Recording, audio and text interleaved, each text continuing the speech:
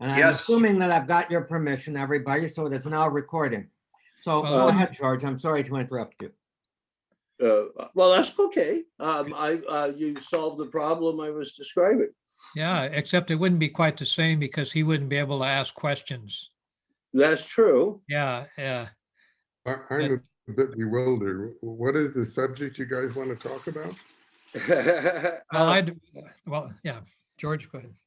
Well, it started with our colleague and friend Nat Chavira, asking about the fathers of the church. And I forget what his precise question was. That's a subject on which the rest of us know nothing. No, wait, that may not be fair to Tom and George, but it's certainly fair to me. And then somebody piped up, well, hey, Ralph Platts knows about the fathers and is, full of knowledge and good ideas and wonderful stuff. Let's ask him to join us.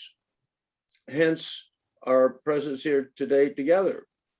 But Ned would have had questions about the patristic era, and he won't be here to ask them. That was all I was thinking, I think one of the things that Ned is kind of struggling with is, how should we view the patristic era in relation to the church today, both with regard to the sources of what is, well, sources of faith, sources of teaching, but also, I think, with regard to some of the conflict that we have today over just exactly how normative, perhaps, how rigid should we view the pre-Vatican II developments in relation to the both the ressourcement and the aggiornamento of Vatican II. Now that's talking about, or that's viewing Ned through my lenses. Yeah, well, I wouldn't exclude your lenses, I just recall Ned mentioning the fathers and the rest of us. Ralph, you and I've never met, but I was a denizen with you for a while on LA Sims, from which I retired many years back for various reasons. So you're up on the state of things, and the group here very much cares about the state of the church and how it got to where it is, doctrinally and otherwise. And the state of our world. Not to mention. And our country, yeah. Not to mention. And we all know Ralph is somebody who's thought about these things and will have something to say. Yeah, and additionally, I'm interested in the mothers.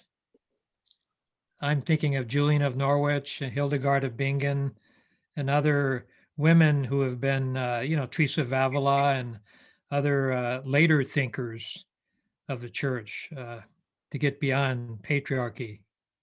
Mm-hmm. Not a lot of structure here, Ralph. Yeah, you guys are covering a very wide spectrum of the history of the church. I myself, don't understand that much better than you do. I focused a bit on the what's called the Apostolic Fathers, the very first set of Christian writers on the heels of the New Testament. I've read through those completely and extensively, and in fact, I gave a presentation on them at St. John Neumann Church one time. It was too long of a presentation. But that's where my focus has been on the very earliest of the fathers. I haven't really gone into detail into the apologists. I haven't gone into detail on the pre-Nicene fathers, so we can list some of them. The post-Nicene fathers I haven't looked at, but I believe that the whole definition of Christianity begins and is focused in the first and second centuries, right on the heels of the apostles. The earliest people that understood what they preached and documented what they heard And I think that, defines what Christianity is. If you look at Christianity down through the centuries, of course, it's fragmented.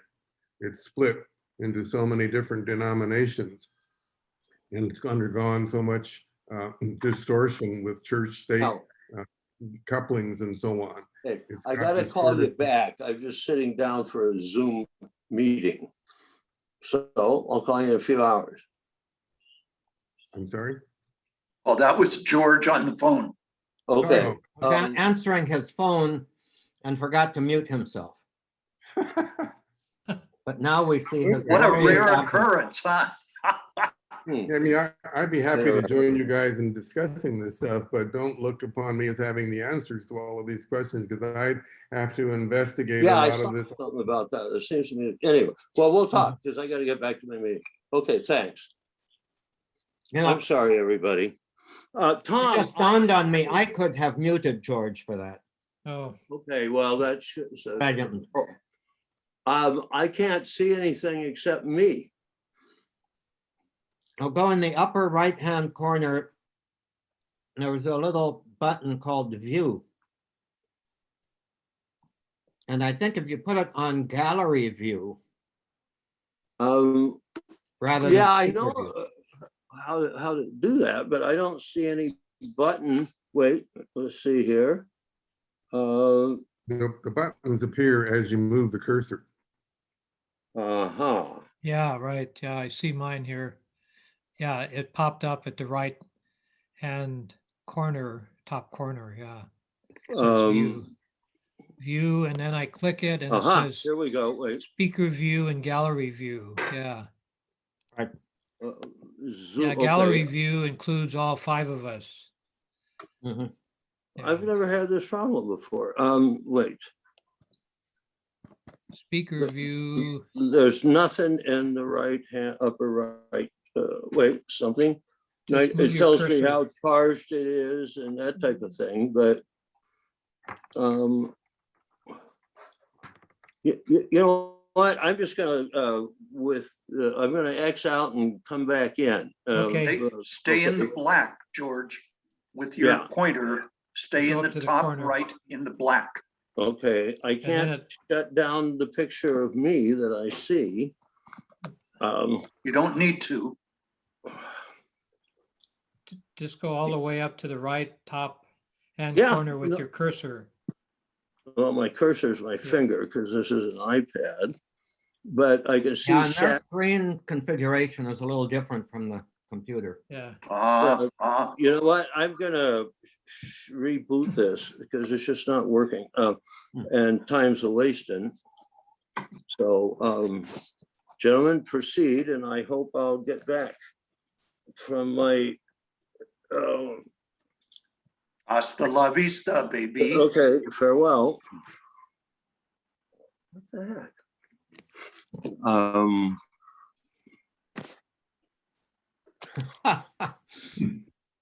Okay, So Ralph, did you have a favorite among the apostolic fathers?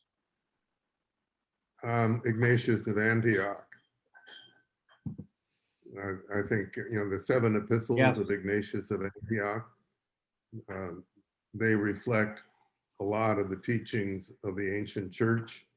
And they are, he was the 3rd bishop of Antioch after Peter, and I forget who the 2nd guy was, Papias or somebody like that. I'd have to look that up again.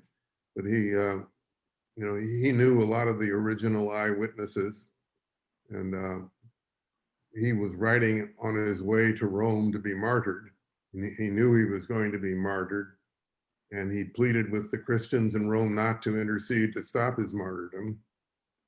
And as he was visiting the different churches, he wrote epistles to them either before he arrived or after he left.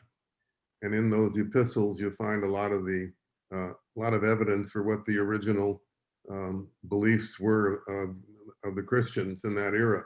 This was in 107 AD when he was martyred. So he's right on the heels of St. John, who Mhm. wrote around 90-something AD. You can't get much earlier without going back into the apostles themselves.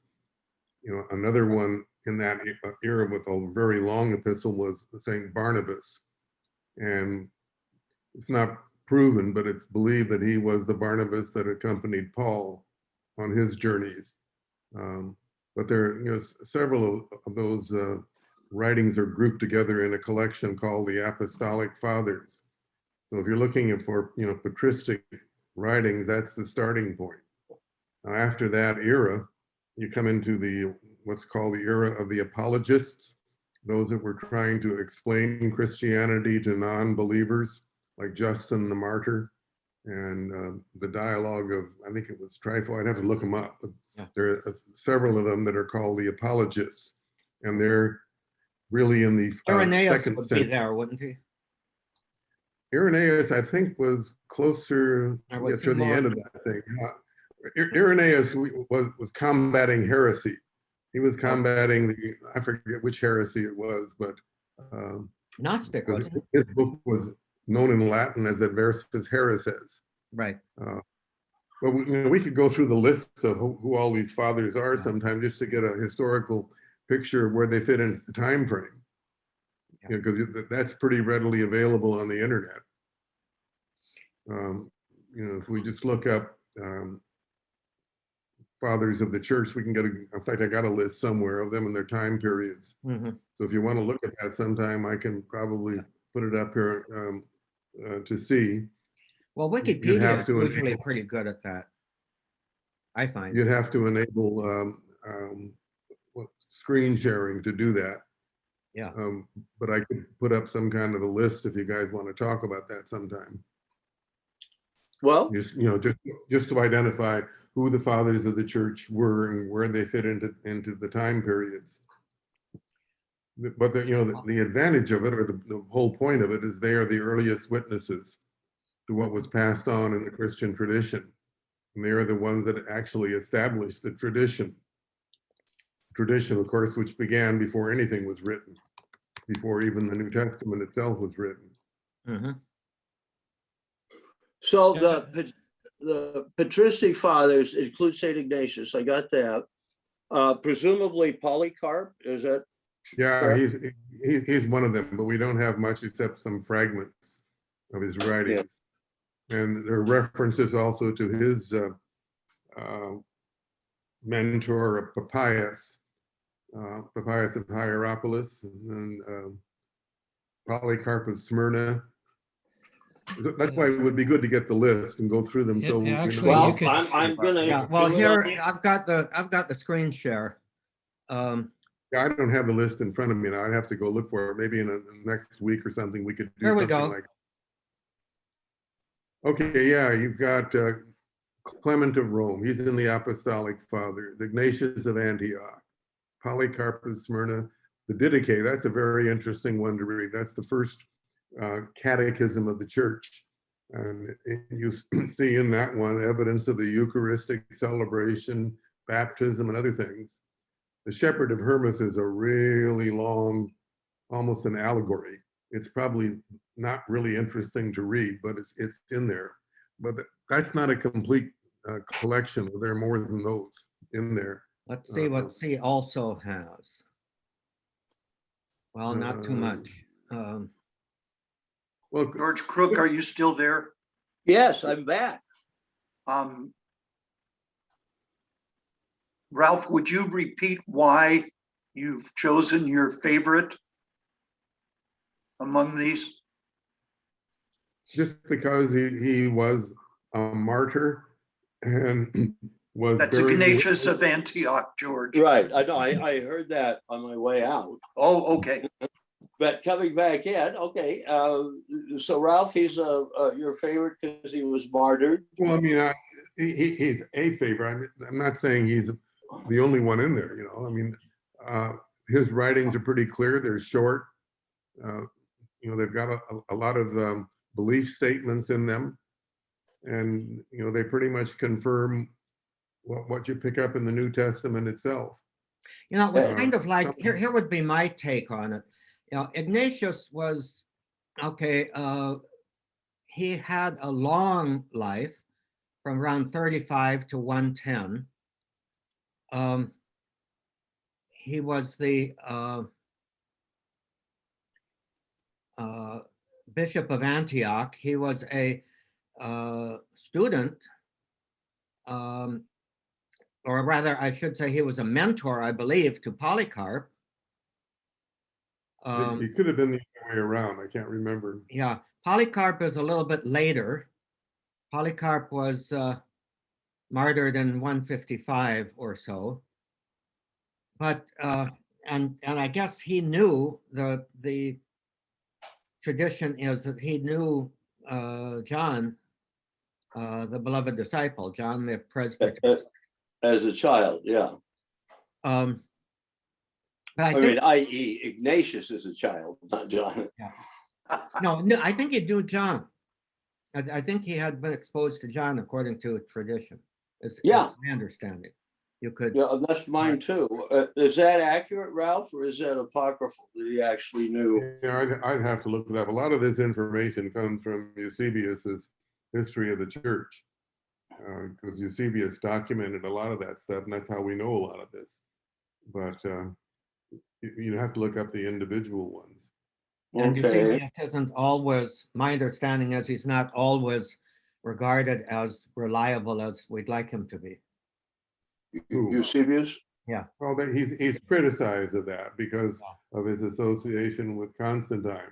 But Eusebius was the successor in the library of Caesarea Maritima of Pamphilus, who was the successor of Origen.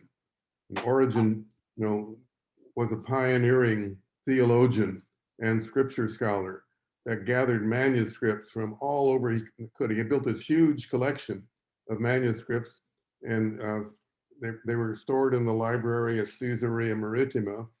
And when Origen died, Pamphilus, who was his assistant, took over. And when Pamphilus died, Eusebius took over. So he had this huge collection of primary documents that were in that library, and he could write them. Now, people accuse him later of being too sympathetic with Constantine, who happened to, provide a lot of financial assistance to him. But I'm critical of the critics who criticize Eusebius. He may have distorted a thing or two, but I don't discount him at all. I think he's one of the primary sources of history. Well, that's good to know. Yeah, it is. No, I'm glad to hear that. Yeah. Because I have kind of felt that myself. Once you start splitting hairs, it's almost impossible to know how many hairs to split. I am just intrigued with the thought that Ignatius, so to speak, sat at the knee of Polycarp, who had sat at the knee of St. John the Apostle. Yeah, and then Irenaeus sat at the knee, basically, of Polycarp also. Irenaeus also? Yeah. Okay. Now, here actually is, let me get the screen sharing up again, is a broader list of apostolic fathers that I just found on Wikipedia. So let me get that up again. Yeah, I have a big list also, but I'd have to go pull it off of storage. Epistle to Diognetus, letters attributed to Clement of Rome, Didache, Epistle of Barnabas, Ignatius of Antioch, Epistle of Polycarp, Martyrdom of Polycarp, Shepherd of Hermas, fragments of the writings of Pippius of Hierapolis, and short fragments. That's a pretty good list. That's a pretty good list of what's known as the Apostolic Fathers. Yeah. Okay. And yeah, we can read any of these documents online. You can get them in Greek and you can get them in English translations. Mm-hmm. Yeah. Now, Okay. what do you think? Some of them are very short, huh? Okay, guys, Some of them are very I'm short, gonna have to some of them are go. very long. Yeah, I have to bow out. Oh, okay, Jorge. Okay. See you next Okay. time, George. Righto. Bye. Bye-bye. God bless. Bye-bye. Thank you. You notice that for Clement of Rome, they have 2 epistles. Yeah. Some of them are fragmentary and some of them are more complete. The longest one, if I remember correctly, is the Shepherd of Hermas, which is that long allegory. Mhm. And you just get very short little fragments. Fragments are partial documents that we don't have, or citations in other people's writings of what someone wrote. So we get it as a fragment because it's a citation somewhere else, but it's not the complete document. Mhm. Quadratus, I thought, was doing apologetic work, but I'd have to read it again. But Well, anyway, that's a good start for Okay, well, the good Apostolic start. Fathers. Uh-huh. And you can see down below that they are available in the Loeb Classical Library. And the Loeb Classical Library is a collection of ancient writings. Practically all of the known Greek writings and the known Roman writings are in the Loeb Classical Library. It's come from Cambridge and Harvard, and it's a whole big set of volumes. I have a lot of them, but I don't have all of them. And like for example, the writings of Julius Caesar, the writings of Marcus Cicero are in there, the writings of Pindar, the writings of Homer, and in them there's one called the Apostolic Fathers. That's in there.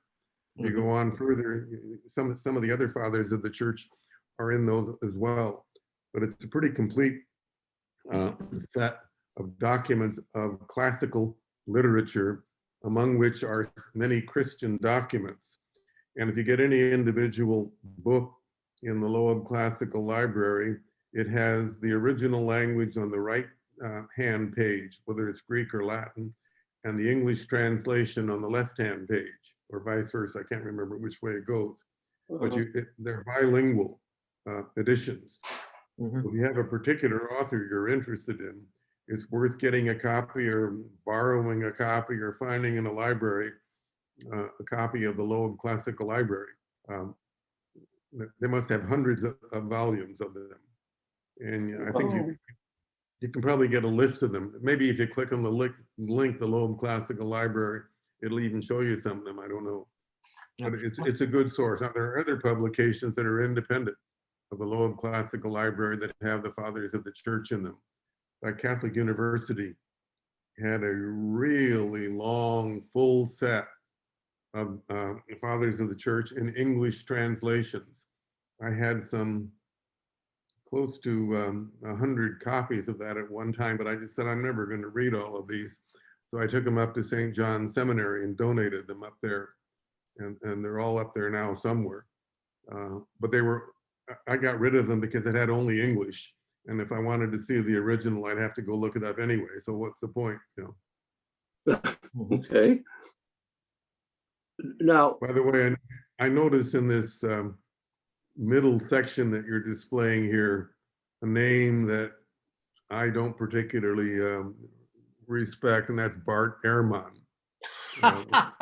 Yes. Supposed to be a great scriptural scholar, but when you read his stuff, you find in there not so subtle, biases, trying to deny everything.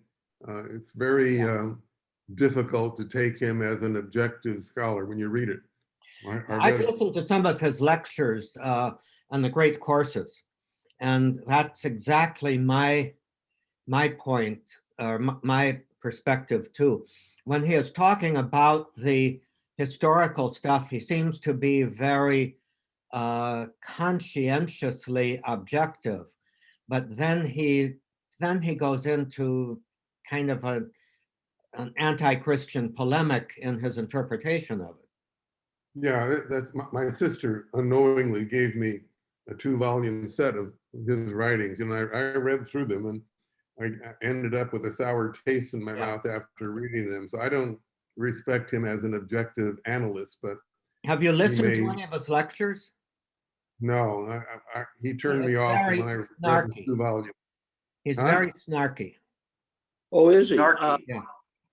I've read several of his books, and I find him clear as a writer. But he obviously, to me, it's just patently obvious, has an axe to grind.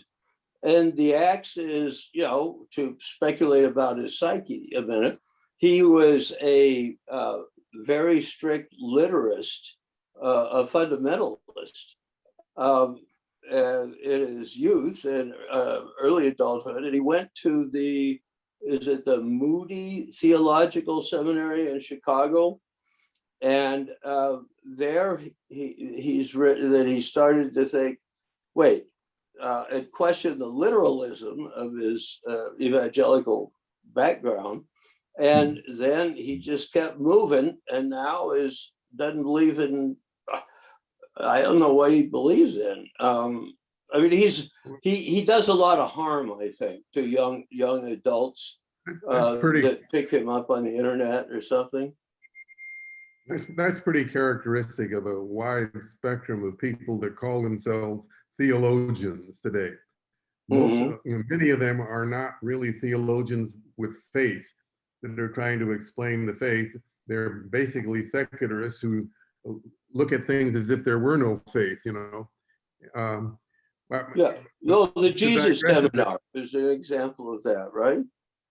Yeah, to digress back a bit, that middle paragraph there, by the way, I see now has the 4 major translations of the Apostolic Fathers. The Lightfoot one, I think, was the original one in the Loeb Classical Library.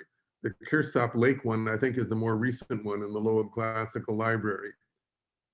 Or is it the Bart Ehrman one? I can't remember that. Bart Ehrman is more recent, I think. It says down here that Kearsarge Lake was 1912, 1913. Yeah, and then the Michael Holmes one is not in the classical library, but you can get that volume separately. You can get it in paperback even. So there, we have definitely the texts of the Apostolic Fathers and English translations of them. If anyone wants to read them. Ralph, before I separated and returned, you it intrigued me because you said the Apostolic Fathers' value to the church today is that they are witnesses to the beliefs, the faith propositions of the very early church, right? Right. They're right on the heels of the apostles. They're right on the heels of the New Testament writings, and and they knew many of the witnesses themselves. And so, if one of these guys makes a statement that comes, to our attention, it's probably not an original statement. In other words, he's probably reflecting what was the faith of the church. You have to remember that the whole thing started with an oral tradition. Yes. Before anything was written. The New Testament didn't even come into existence until the mid-50s, maybe, when Paul and others started writing epistles. But before that, there was the oral tradition that had spread all over. It's documented, and Papias refers to the logia, the little sayings that were, passed around. And so eventually people started trying to write it. Like Luke introduces his gospel by saying he researched everything and he's trying to write it down now. But the tradition was already there. And the tradition was carried into the Apostolic Fathers as well as writings at the Apostolic Fathers. So they're bearing witness to a tradition that started. Remember, because Christ didn't write anything down. He expected people to pass on his teachings as a community to community to community, down through generation after generation. And that's the way it started. And that's the way, we ought to receive it. The tradition continues. The problem is that the church got fragmented over time with stupid controversies about irrelevant things. And so we got split into, Westerners and Easterners and further splits. And then the Western church split again with the Protestant Reformation. And then the whole thing got entangled in time with church and state and kings and popes, vying for power. And, they got off the main course in a lot of this stuff. And, we are saddled with that historical mess, but we still have at our disposal the earliest witnesses of what the genuine Christian tradition is. If I could share a little insight that I have, especially about somebody like Ignatius, but this refers to some of the other things too. Ignatius wrote those things, those letters, to various churches that he had some association with as he was being led as a captive from Antioch to Rome to his death. So what we have in Ignatius is something of a last testimony. What comes very accurate. Back in the days I was campus minister, there was a popular movement going around in some colleges and universities of student organizations like campus ministry sponsoring the last lecture, where they would invite a professor at their institution to put together and deliver what they would want to say as their parting words to their students, to humanity, and so on. And some of those were really quite interesting because it did call for the professor to say, okay, what's the one thing that I want to live on after me, after I retire or after I die, and to put that together. Now, it seems to me that these words of Ignatius would be something like that. You're never going to see me again. You're never going to hear from me again. I want to encourage you in your faith. And this is what I think is important about the way that what you should consider when you continue to live your faith, something like that. How does that sound to you? Sounds correct. I think you got it. Yeah. So we can't, the big mistake is we can't consider those documents essentially as a summary of teaching, but rather they are a sharing of what is important for our way of life that I want to leave you as my last gift. Yeah, the beliefs that that he picked up from the Christian tradition, the key beliefs. Yeah, that he tried to lead his church in Antioch in living. So it's not just a matter of disembodied beliefs, but a matter of this is the foundation of our life. I've read him a little bit, Ralph. He shows up kind of all at once and towards the end of the liturgical year, I guess, in the office of the readings.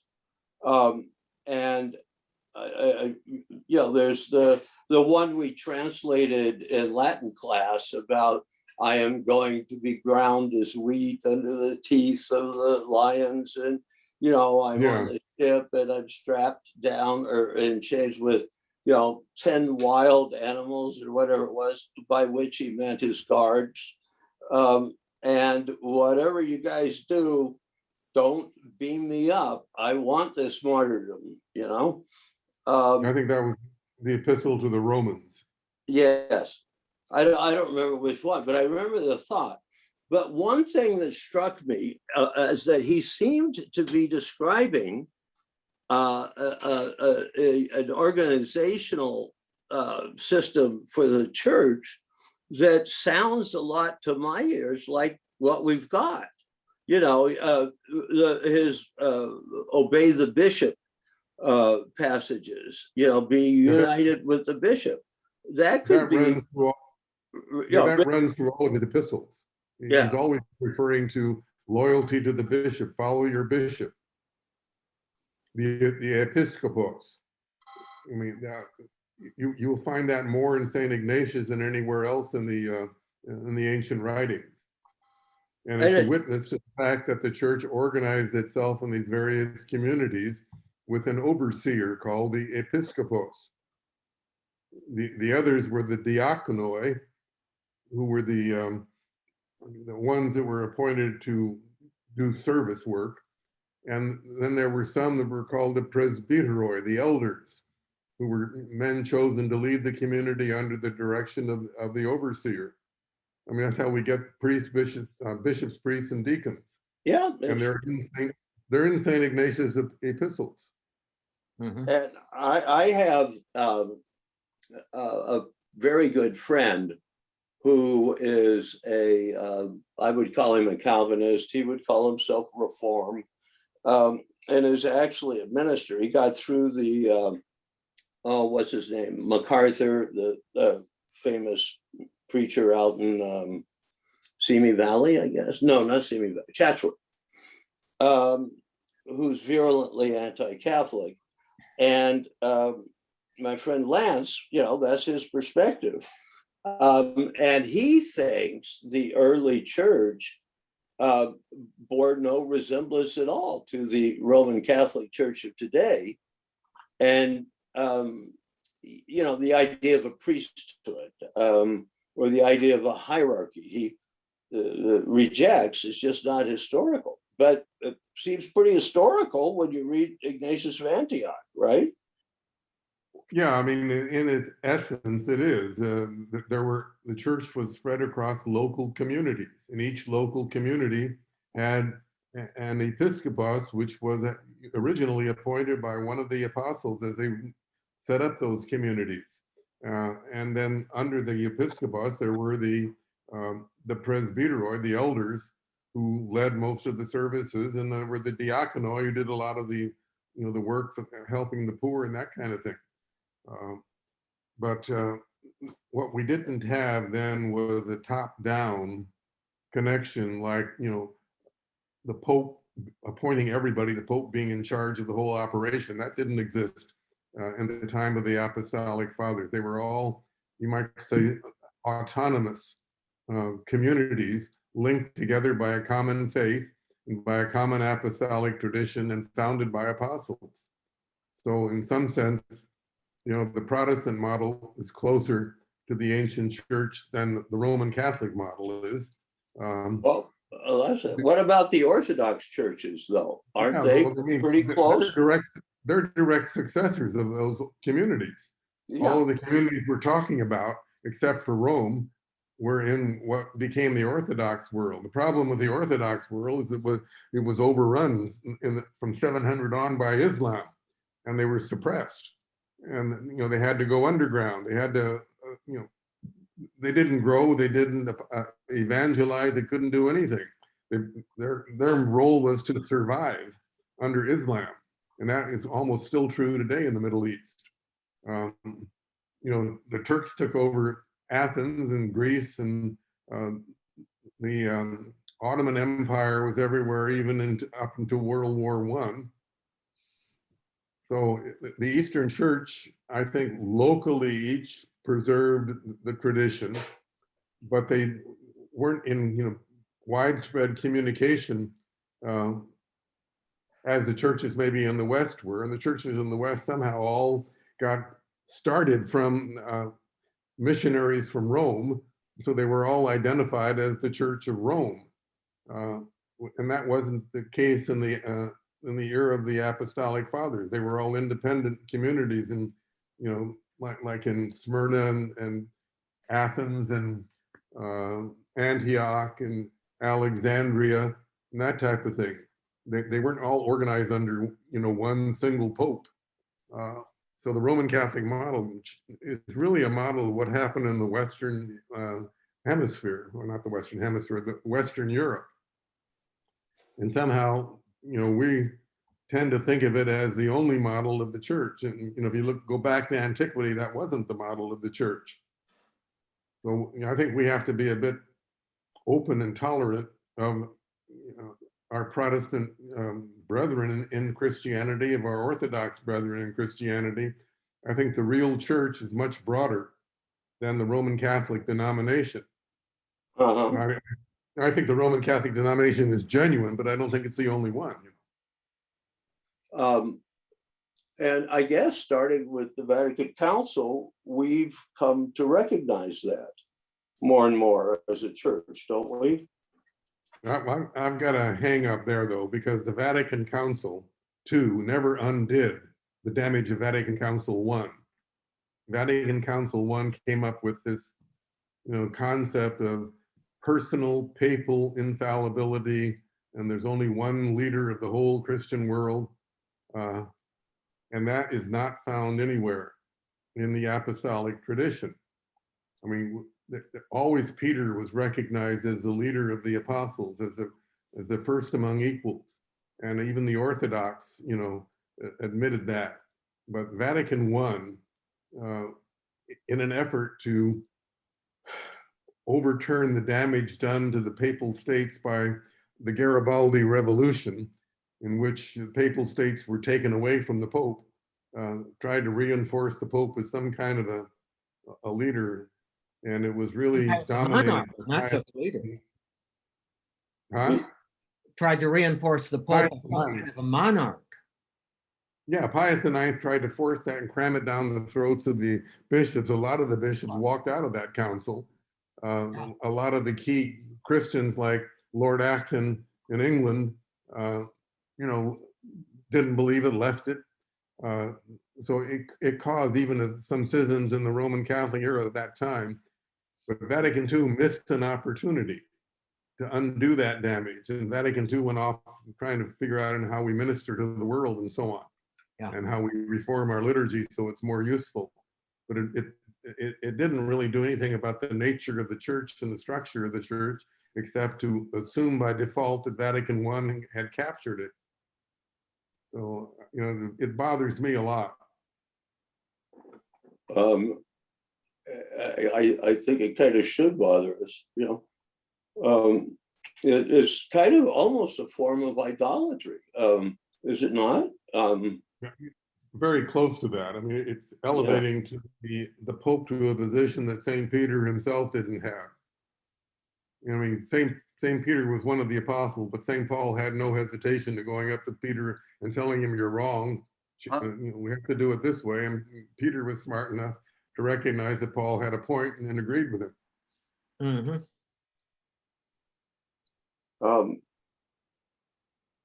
But the mix-up of ecclesiastical leadership with temporal power is the source of a lot of this conflict. And it really started when Constantine became a sponsor of the church.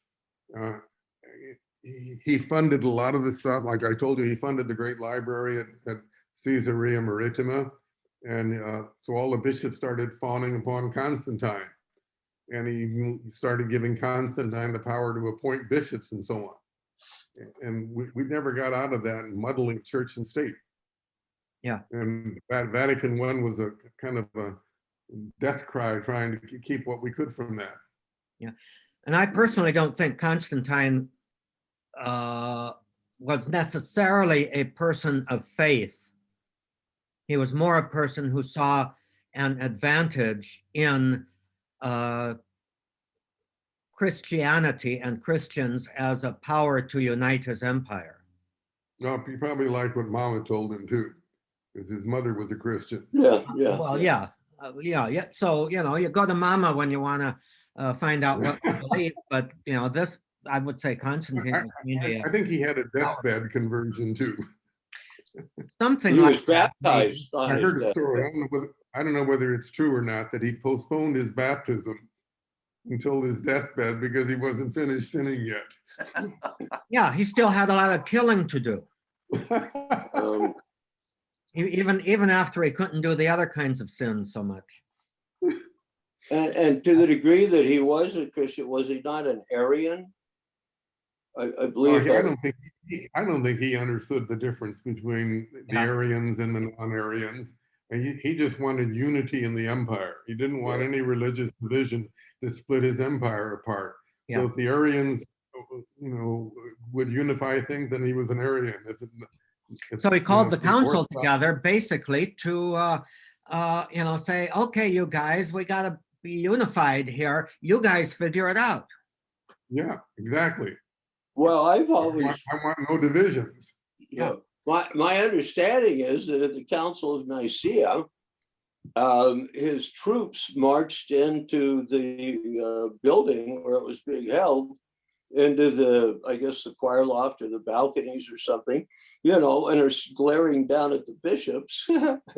And the message is, you guys get this done, come up with a Christological formula that I, Constantine, can live with and everybody else can. Yeah. And let's stop this nonsense. I got an empire to run.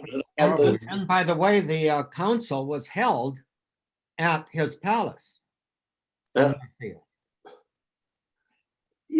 That's kind of would you say that's kind of the original sin of the church? Is, like the original sin of America is purportedly slavery. Well, the original sin of the church is being too entwined with the emperor, the secular. That's what got Christian history into trouble all along. Yeah. Church and state. I mean, the whole Protestant Reformation in Europe was largely aligned with church-state stuff. Cuius regio, eius religio. Religio. Interesting. Is there anything you can think of that was an original take on things by the Apostolic Fathers? We've talked about Ignatius. I guess Ignatius is the first guy in our history that's talking, in essence, about organization by dioceses and with a bishop and a bunch of priests to implement his directives. Well, I mean, in Paul's epistles, there are a couple of references to episkopoi, diakonoi, the laying on of hands. And so, it started, it was in practice during Paul's time. It wasn't well documented, though Paul references it. Ignatius takes it for granted, starts talking about it. But the practice was that as the apostles founded and the other apostolic missionaries, as they founded churches, they appointed, with the laying on of hands, someone to be the overseer. And they moved on, and the overseer took over. The overseer, of course, is the episkopos. And we don't really get that out of the New Testament, right? Not with that much. Paul's epistles talks about that in a couple of places. It's not, pervasive throughout the thing, because some of the earlier writings were about the life of Christ, and that wasn't going on during the life of Christ himself. It happened after he had ascended into heaven. That's when they started going around spreading the thing. So you've got to look at things that are after the time of the Gospels, and those would be the epistles.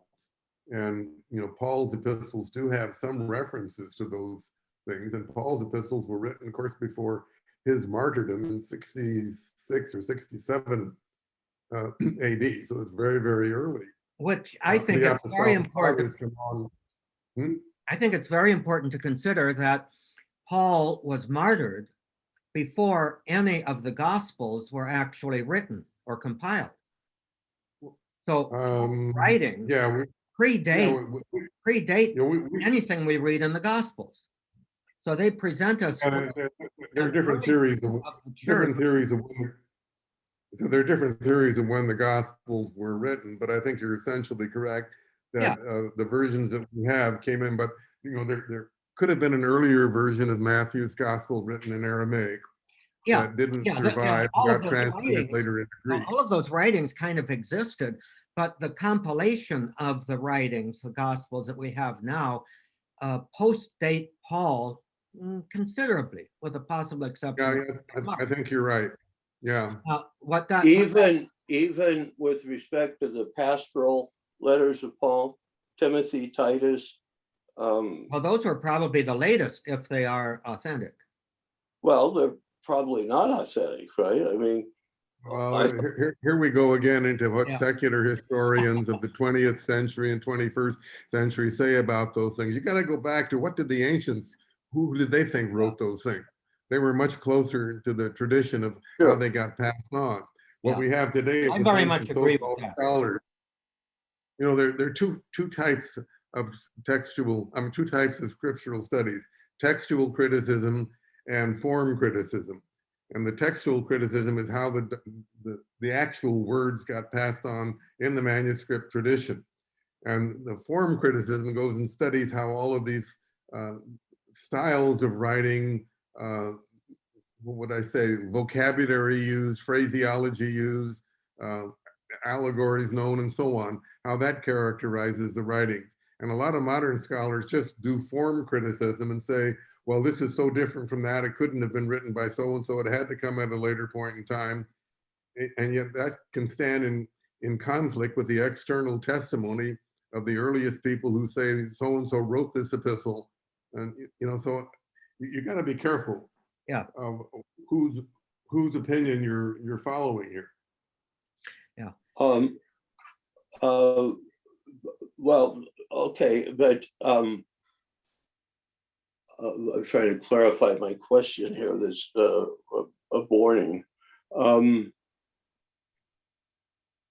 There's this guy named Petrie, I think, that's a scholar of the New Testament. He's down in Louisiana. And Brad Petrie. Yeah.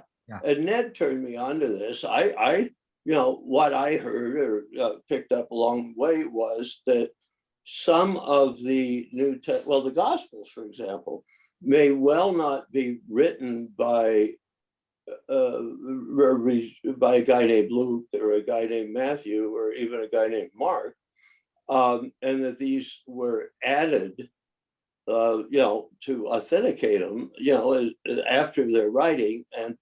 And Petrie said something like this: look, no matter how early the manuscript we have is, it still says according to Mark, Matthew, Luke, and John. And how could somebody have come in and made up an author when these texts were already circulating? Am I making any sense? I don't know that I'm being clear. It's yeah. Okay. But there's another thing that we have to consider too, is how were ancient writings written?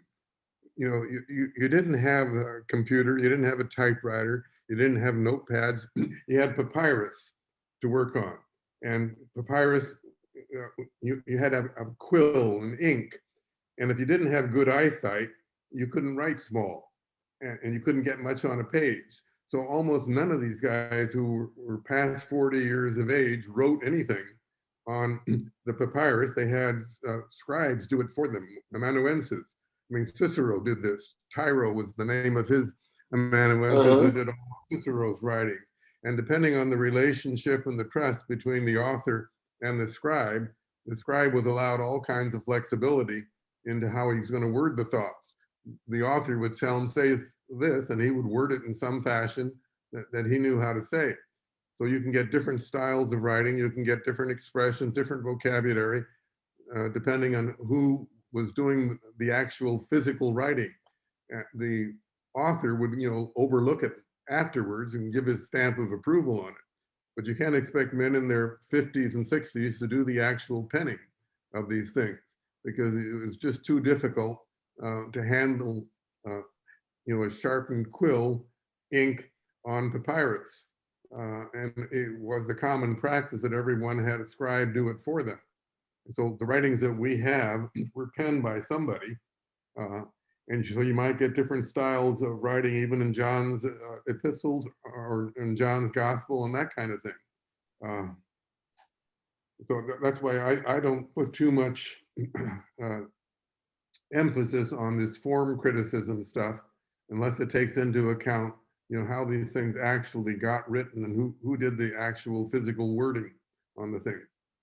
Well, I think that is a very important point, and it puts a lot of light on some of what I'm thinking and feeling about it too. The other consideration is that I don't think any of the source materials were actually written solely as a private enterprise, but as part of a community dynamic of preaching and reception and response in the life of that church. In other words, what we might find in the writings as we have it already went into a process of formulation. It wasn't somebody simply sitting in his study with a door locked, writing private memories. It was somebody writing as a result of a public proclamation of faith and the stories of Jesus, let's say, in relation to how we live and how we believe. Does that make sense? Yeah, it does make sense.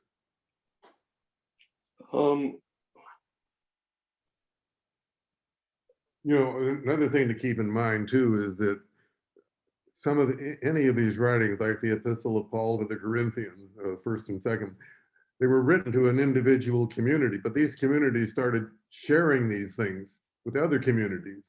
They made copies of them. That's why, if we look in manuscript history, we've got copies of copies of copies of copies down through the ages. They copied these things, they shared them with other communities, and because most of these writings were short, they were not that difficult to copy.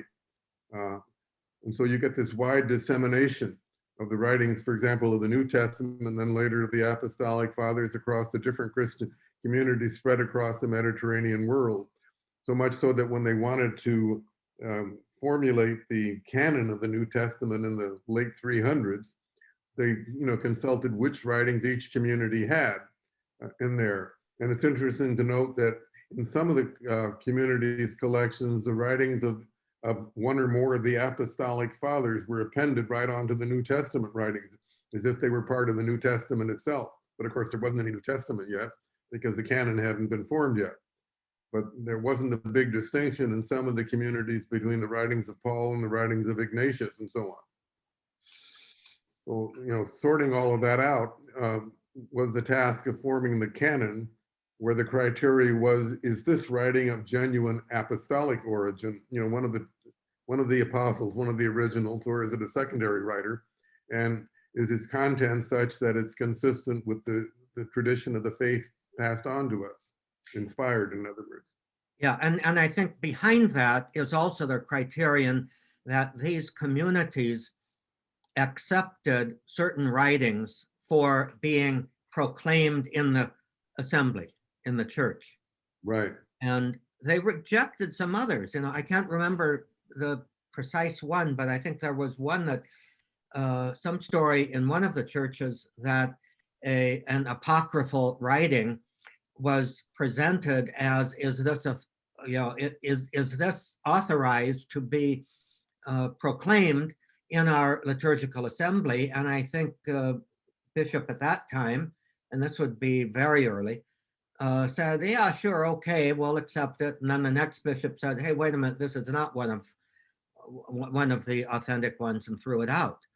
Again, I don't remember the details of that, and that in itself might be an apocryphal story.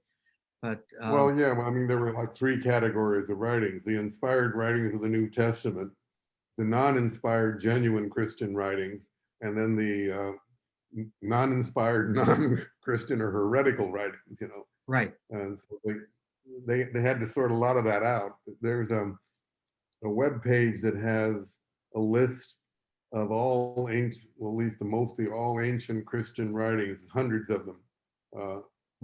what's it called? I forget the name of the webpage, but I can find it.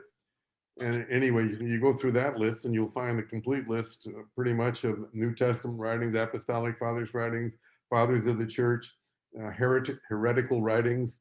It's a big mess that the Christians had to sort through as they were living this. And then there's another interesting category that doesn't quite neatly fit within those categories, and that would be the apocryphal gospels that tend to tell stories that people are really, really interested in that aren't found in the canonical writings, like the infancy gospels. And right. And I have always tongue-in-cheek regarded the infancy gospels. It's kind of like the National Enquirer of Scripture, where Yeah. we'll invent something because people are really, we'll give them some fake gospels because people are really interested in it. Yeah, you make interesting stories. Yeah.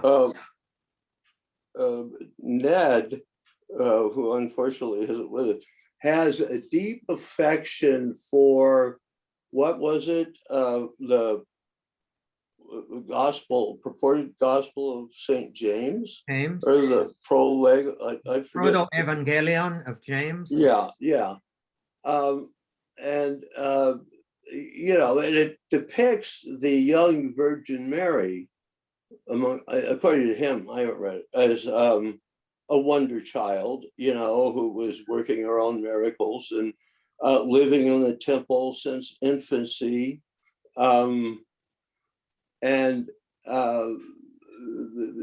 Therefore, says Ned, there might be some truth to this. I don't know what the therefore is, because he's very devoted to Mary. And this is my best friend, Ralph, and I'm not. I'm somewhat devoted to Mary, but just because there's some story about the Virgin Mary popping up on a bush for some pubescent kids, I kind of would tend to reject these stories. I guess my question is something like this: is there anything to this? What do you call it? Proto-Evangelion. Proto-Evangelion. Yeah. Proto-Evangelion. Yeah. What do you think, Ralph? I just suspend belief because I haven't investigated it. I don't know anything about it, and I don't have any motivation to look into it because it's not necessary for the faith tradition that I've received. Yeah. I've given some presentations on the infancy narratives to parishes, and I always do bring them up because a lot of our Christmas stories do come from that. Some of the details in the Christian Christmas stories, like the names of Mary's parents, and the and they're kind of fantastic stories, but there may be some grain of truth there too in traditions as they've been passed along. We just don't know. We have absolutely no way of historically verifying that stuff. But some of them are rather nice traditions. I'm going to interrupt for a second. Ralph has had a long relationship with the Greek Orthodox right down the street from us in Irvine. Mm-hmm. And I'm wondering if you might be curious that we ask Ralph about that interaction, especially since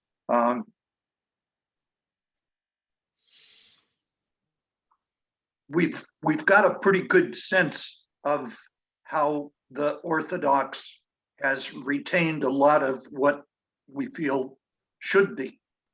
I don't know if that interest is there for you to ask of Ralph. Yeah, you ask it. You've been pretty much a silent party here when he comes back. Okay. Yeah. In fact, to be honest, I have to go and do probably the same thing he's doing. So here he is again. Go ahead, John. Ralph, while you were gone, I mentioned to the folks that you have had a long relationship with our Greek Orthodox neighbors in Irvine. And I am very curious about where you see the Orthodox retaining some of what we've lost because of the hierarchical top-down Roman Catholic process. I mean, I look upon the Orthodox as, genuine Christians, as preserving perhaps the ancient organization of the church.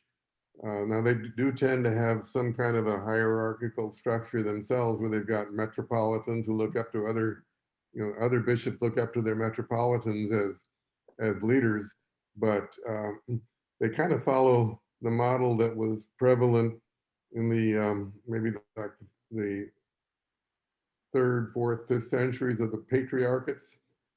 At one time in the church there were 5 patriarchies: the Patriarchate of Alexandria, of Jerusalem, of Antioch, of Rome, and of Constantinople. And in that period of time, the church kind of organized itself around those things, where there were, kind of leaders of groups like that. But over time, some of that kind of broke down, like the Alexandrian Patriarchate turned into the Coptic Church, which somehow got into some disagreement. We had some ecumenical council about such and such, and I forget what it was. And so it split off and so on. But I think in general, the Orthodox organization is closer to the ancient organization of the church than what we have. I think we have one patriarchate that has become dominant because of Western civilization becoming so dominant. It was, if Western civilization hadn't colonized the New World and become so powerful and so rich and so controlling of history, it might have been a different story. But you have, Western civilization on one side, and then Islamic civilization on the other side that dominated all of the East, and you kind of suppressed it, at least suppressed Christianity. Remember what happened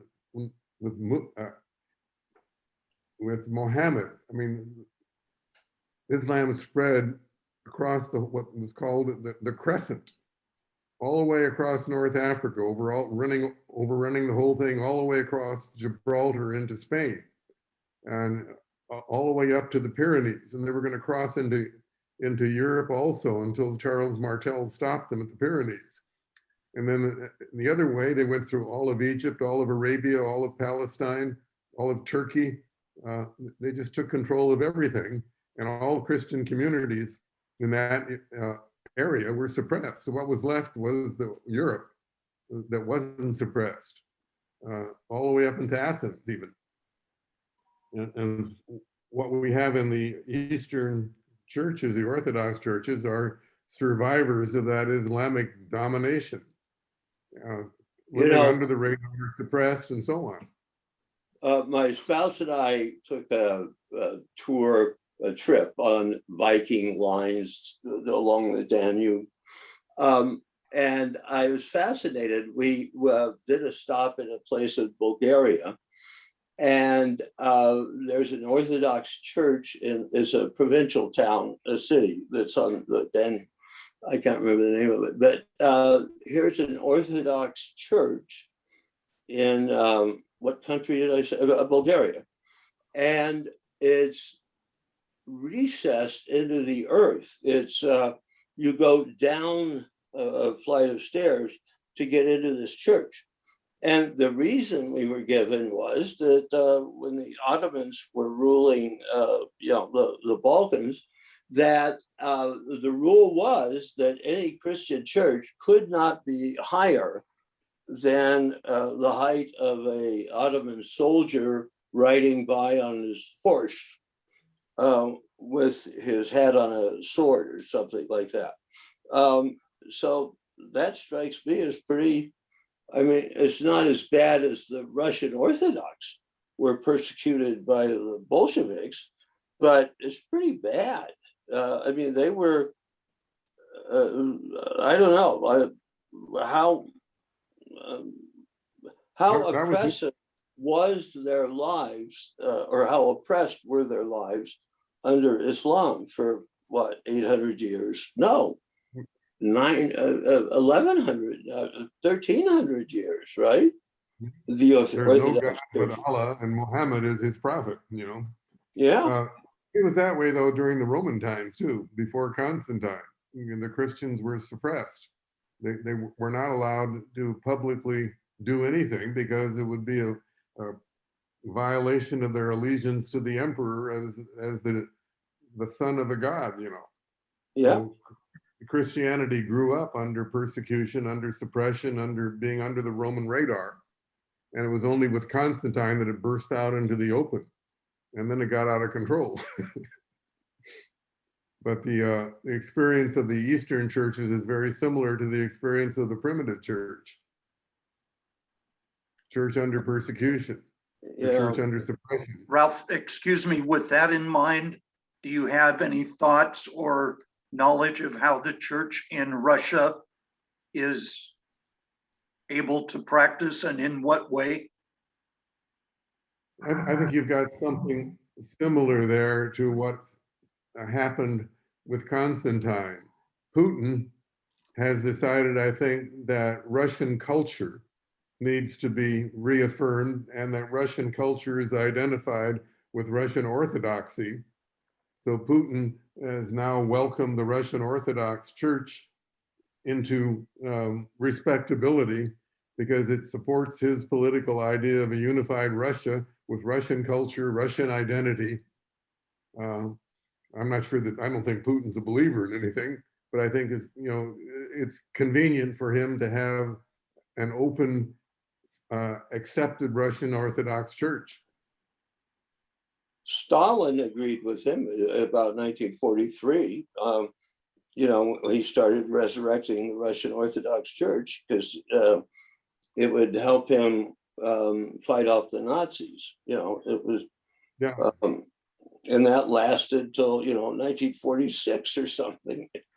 But Lenin, yeah, under Lenin and Stalin in the 20s and 30s, I've read that I want to say 100,000 plus. It sounds impossible a little bit. Russian Orthodox priests were murdered by the Soviet regime. And if it's not, I'm sorry? They didn't want any dissent, no political dissent. Right. And Ralph, do they have a different notion of redemption than we do? Like, I was very intrigued to read this book by this Episcopalian that Bishop Barron said was one of the 10 best books on theology of the last decade. Her name is Fleming Rutledge. And she writes about the crucifixion as sort of a necessity for salvation because,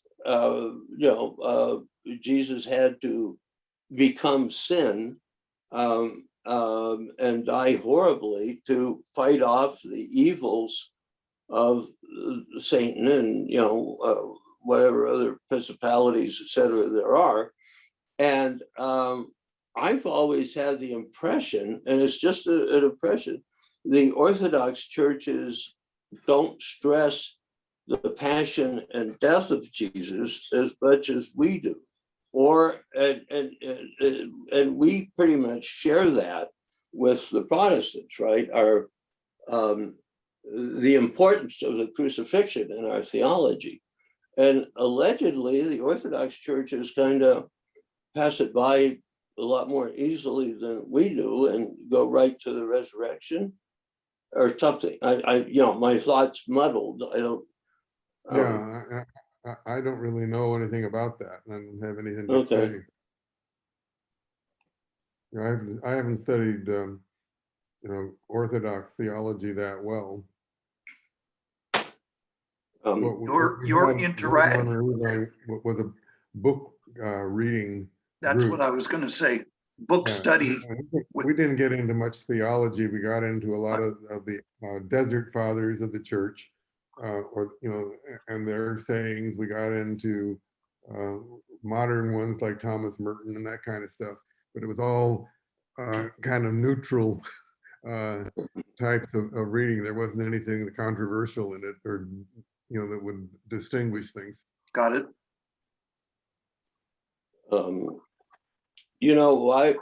John and I and Ned had this, well, Tom too knew him. Father Herbert Ryan, a Jesuit, was very active ecumenically. And he said that Paul VI sent him and Cardinal Wildebrands of Holland down to meet with the Patriarch of Athens to discuss, getting closer, our two churches. And the Patriarch of Athens was very gracious and received them and spoke to them in impeccable French. It said, in the fullness of time, it's not ripe and all that. But there was in his office a picture, said Herbert, my friend, of Mussolini blessing the Italians' tanks before, not Mussolini, I'm sorry, Pius XI, blessing the Italians' tanks before they invaded Greece. Now, Herbert sometimes had his own apocrypha going, right, John? But I don't know. I mean, the Greek Orthodox Church seems a lot more hostile to us than the other Orthodox churches. Do you have any thought on that? No, I can believe it, but I don't really have any new information or any distinct information on that. It sounds plausible. I mean, how would you like it if someone invades you and the Pope blesses them? How would I like it? One particular thing, I have met and been in an audience, I think 3 times, with Patriarch Bartholomew in Constantinople, in Istanbul. That was, I don't know if, I think John in his introduction mentioned that I've led pilgrimages to early Christian world sites in Turkey for over the course of about 8 years.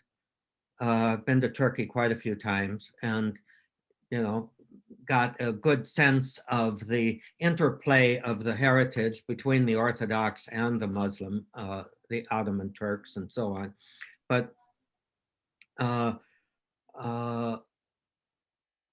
of the things that impressed me is Patriarch Bartholomew, who is the ecumenical patriarch for the Orthodox, only has jurisdiction in what is now Turkey and the United States and Mount Athos. And he's got the rest of the various Orthodox churches are autoencephalous. They do not directly report, if you will, to the Patriarch of Constantinople, but those other churches, including apparently at least one branch of them in the United States, reports to him, sees him as their patriarch rather than their direct authority. Let me interrupt because I have to leave. Literally, I'm late leaving. And I've lost my thought. Oh, here it is. It's very intriguing to me that you have these 4 or 5 churches sort of living side by side, as it were, in Eastern Europe and in Russia. And they each have control over the dogma and liturgy under their jurisdiction, but there have there any spectacular heresies springing out of any of them? And here we are as Roman Catholics, with our Inquisition and Holy Office and Congregation of the Faith and all that, stamp out Hans Kuhn or etc. We're so vigilant against heresy. And yet these churches, different churches, have kept the same faith, right? Without significant heresies, That is very interesting. isn't it? Is it got something to do with Western culture, I don't know. Western intellectualism? I think so. I don't know, but I don't gotta go. Thank you. Okay. George, Everybody. take right. care. Good Bye. job. See ya, Ralph. Good to meet you. I hope we. Yeah, thank you guys each for other inviting again. me too. Yeah, okay. Gentlemen, me go. Bye, George. See ya. Adios. Okay. Actually, I'm going to have to call it quits very shortly also. I think Good it's luck, time for a dude. wrap. So it may be Ralph, time to thank wrap you it. so much. And Tom, thank you for the insight that this recording can be presented to our friend Ned Shaviro. And Right. I wouldn't be surprised at all, Ralph, if Ned will want to interact a bit with you directly, if that's okay. Sure, it's fine. Email is good. Yep, I'll recommend that. Tom, you may want to do it.